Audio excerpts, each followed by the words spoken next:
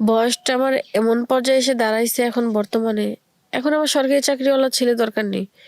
এখন আমার নর্মাল হলেই হবে। সরকারি চাকরিওয়ালা ছেলে আশায় আশায় বয়সটা শেষ করে দিলাম। এখন বর্তমানে আমার সরকারিওয়ালা চাকরির ছেলে লাগবে না। সরকারি চাকরিওয়ালা ছেলের কোনো প্রয়োজন নেই। আমার একজন ভদ্র একটা ছেলে হলেই হবে। সুন্দর, অতটা সুন্দর লাগবে না, একটু শিক্ষিত হলে ভালো হয়। কারণ সরকারি চাকরিওয়ালা তো সব হয় না।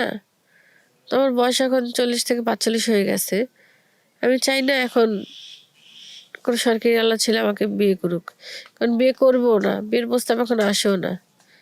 তো সেই ক্ষেত্রে আমি চাচ্ছি যে কেউ আমাকে যদি বিয়ে করে বা কেউ যদি বিয়ের প্রস্তাব দেয়, আমি সত্যি এখন বিয়ে করে নেব।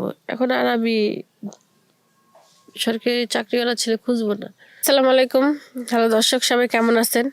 আশা করি ভালো আছেন, আমিও ভালো আছি। তো সবার উদ্দেশ্যে আমি একটা কথা বলতেছি। আমি আপনাদের কাছে একটা সত্য ঘটনা নিয়ে আসছি, জীবন কাহিনী।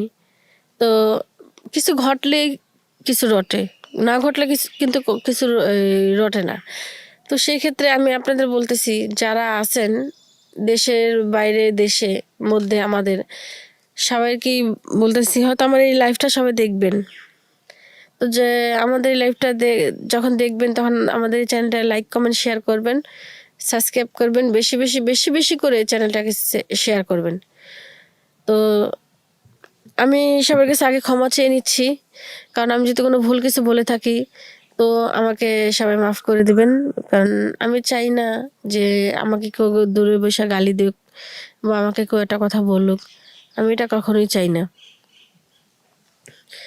তো সেই ক্ষেত্রে আমি বলতে চাচ্ছিলাম, আমি বাবা মায়ের একটি মাত্র মেয়ে, খুব আদরের একটি মেয়ে। তো আমার ছোটবেলাতে একটা সরকারি চাকরিওয়ালা ছেলের কাছে আমি বিয়ে বসবো। আমার সরকারি চাকরিওয়ালা একটা ছেলে দরকার। কারণ এখনকার ছেলেরা বিয়ে করে 2 দিন পরে বউ খাওয়াইতে পারে না। এগুলো নিয়ে অনেক অশান্তি, মারামারি, কাটাকাটি, ঝগড়াঝাটি, 2 দিন পর ডিভোর্স হয়ে যাওয়া, এগুলো আমার ভালো লাগে না। তার জন্য আমি চাইছি এটা সরকারি চাকরিওয়ালা ছেলে। এক্ষেত্রে আমি এটা চাইতে চাইতে চাইতে চাইতে বিশ্বাস করেন, বাংলাদেশে সম্পূর্ণ পড়া শেষ করলাম। পরে আপনাদের মনে করেন সবই, মানে অনেক কিছুই, কি বলবো আপনাকে, আপনাদের বয়সটা আমার এমন পর্যায়ে এসে দাঁড়াইছে এখন বর্তমানে। এখন আমার সরকারি চাকরিওয়ালা ছেলে দরকার নেই। এখন আমার নর্মাল হলেই হবে। সরকারি চাকরিওয়ালা ছেলে আশায় আশায় বয়সটা শেষ করে দিলাম।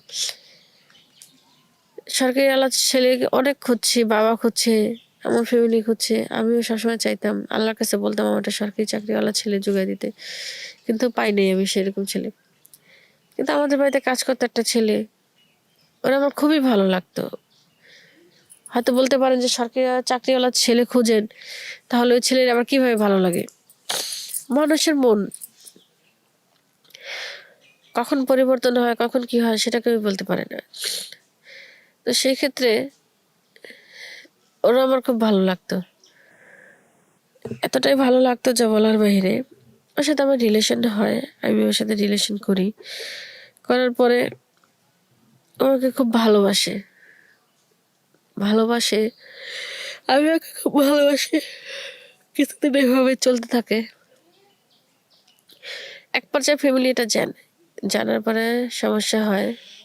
এটা নিয়ে সমস্যা হওয়ার পরে, মানে কি বলবো, অনেকটাই ফ্যামিলিগতভাবে পরে ওর বাড়ি থেকে বের করে দেয়।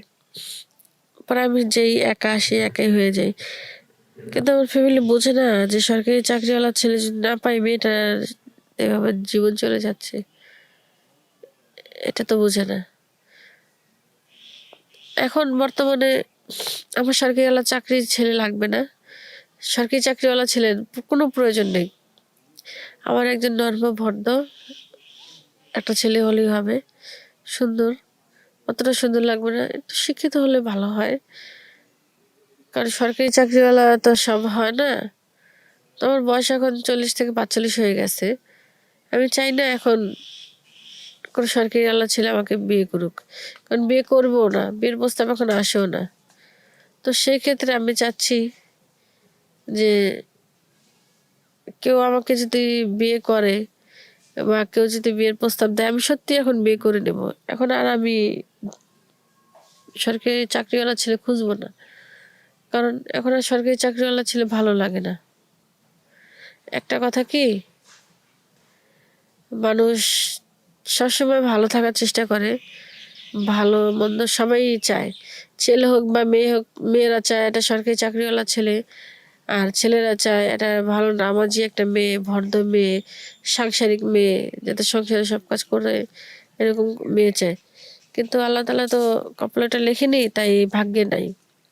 তো যাই হোক, যদি নাও থাকে কিছু তো করার নেই। তো একটা কথাই বলবো শুধু,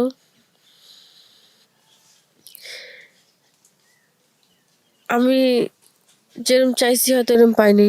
তো আমার মতো যে আপুগুলো আছো, সে আপুগুলো কখনো সরকারি চাকরিওয়ালা ছেলে খুঁজবা না।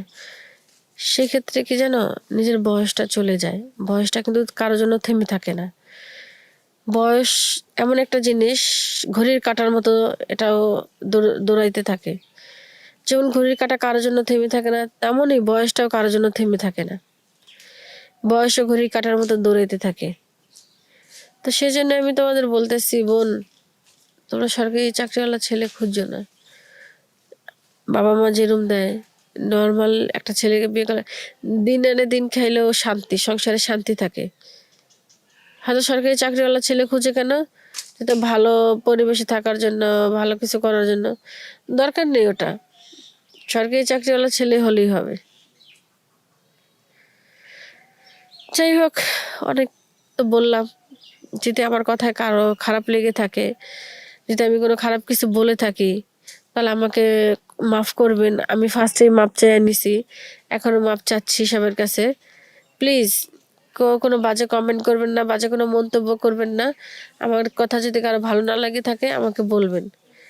আর অ্যাকচুয়ালি আরেকটা কথা কি, সবার এটা স্বপ্ন থাকে, আশা থাকে ছোটবেলা থেকে, হয়তো সবার পূর্ণ হয়, কারো পূর্ণ হয়, কারো পূর্ণ হয় না। আমারও হয়নি, কপাল খারাপ সে কারণে। আমি দোয়া করি যে বোনরা আশা করে বসে আছে, তাদের আশাটা যেন পূর্ণ হয়। আমি চাই তাদের আশাটা পূর্ণ হোক, কারণ আমার মতো সকালে তো সবারই হইতে পারে, তাই না? ছোটবেলা থেকে স্বপ্ন দেখতাম সবসময় সরকারি চাকরিওয়ালা ছেলের কাছে বিয়ে হবে আমার। বাবা মা সে স্বপ্ন দেখতো, কত কষ্ট করে বাবা মা পড়াশোনা করাইছে, কিন্তু হয়নি আমার। সরকারি চাকরিওয়ালা ছেলের সাথে বিয়ে হয়নি। যাক, না হয়েছে সেটা হচ্ছে পরের সাবজেক্ট। যে ছেলের সাথে রিলেশন করছি, আমাদের বাড়ি কাজ করতো, সেও মানে আমাকে ছেড়ে চলে গেছে। বাড়ির সবাই বলার পরে সেও ছেড়ে চলে গেছে। আসলে কি, পৃথিবীর মধ্যে সবাই স্বার্থপর, কেউ কাউকে কখনো ভালোবাসে না রিয়েল ভাবে। সবাই উপরে উপরে ভালোবাসে, সবাই আসে 2 দিনের জন্য, কেউ সারা জীবনের জন্য আসে না। তো সেক্ষেত্রে আমি বলবো সবাইকে, আমার কথাটা সবাই মন দিয়ে শুনবেন, বা ভালো লাগলে লাইক কমেন্ট শেয়ার করবেন, আর আমাদের পাশে থাকবেন। আশা করি আমাদের চ্যানেলটা সাবস্ক্রাইব করবেন। আমি এখানেই সমাপ্ত দিচ্ছি। আল্লাহ হাফেজ, সবাই ভালো থাকবেন। আসসালামু আলাইকুম।